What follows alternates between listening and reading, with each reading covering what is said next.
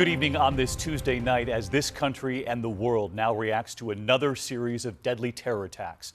Tonight, the urgent manhunt right now after the city of Brussels is rocked with multiple explosions at the airport and then in the subway. Americans among the injured, among those trapped, and you'll hear from them tonight. Authorities now putting out this image. 3 suspects at the airport, 2 of them believed to be the suicide bombers. The third man on the right, they believe, is on the run at this hour. We will analyze what else is in that photo.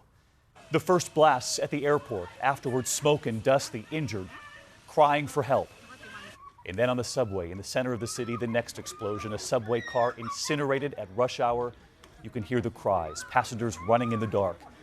Tonight, at least 31 killed, more than 200 injured. We have team coverage here, and we begin with ABC's Alex Marquardt on the scene, taking us through the terrifying moments and the investigation now. Tonight, terror striking in the heart of Europe. Belgium's main airport, a smoky war zone. The city paralyzed. The attackers hit at the height of rush hour. Those 3 men, police believe, walking into the busy airport.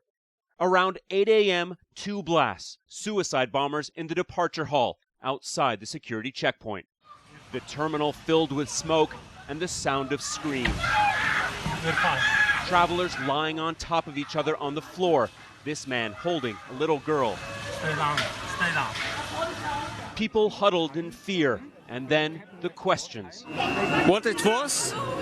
A job or was it a terrorist? This man picked his small baby up off the floor before running to safety. The bomb so powerful that ceilings collapsed. The wounded treated amid the rubble. Airport security scanning for victims. You have to go outside. Okay. Ordering people to evacuate, they rush out of the terminal, glass crunching underfoot. Outside, smoke pouring out of shattered windows as people raced away.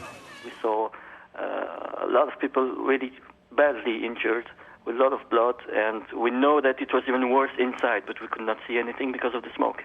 At least 10 dead here and more than 100 injured, including 9 Americans, Mormon missionaries Richard Norby, Joseph Empey, and Mason Wells from Utah, and an American Air Force lieutenant colonel traveling back home with his family. But the horror was still unfolding.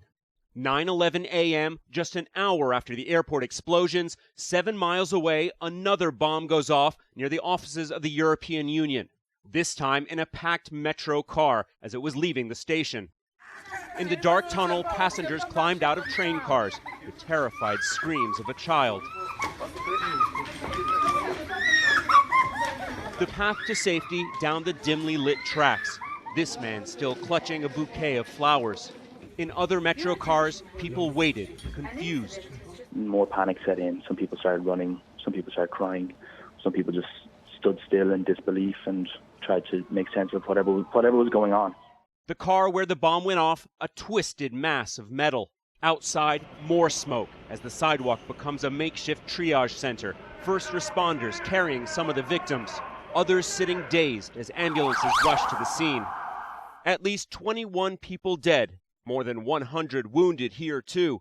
And at 4:19 p.m., 8 hours after the terror began, ISIS claimed responsibility. Brussels tonight, a city gripped by fear and uncertainty. This is normally one of the busiest avenues in Brussels, just outside the European Commission here. You can see those flags back there now flying at half staff.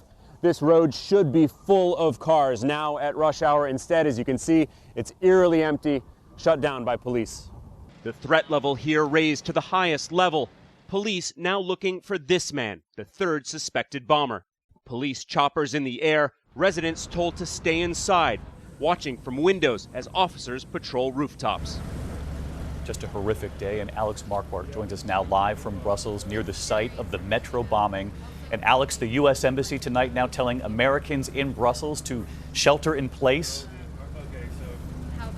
That's right, David. That warning going out this afternoon indicating that Belgian authorities fear what they call a serious and imminent attack. Most of the public transportation system here in Brussels is still shut down. So much of this city tonight emotionally and physically paralyzed. David? And the world stands with that city tonight. Alex, thank you.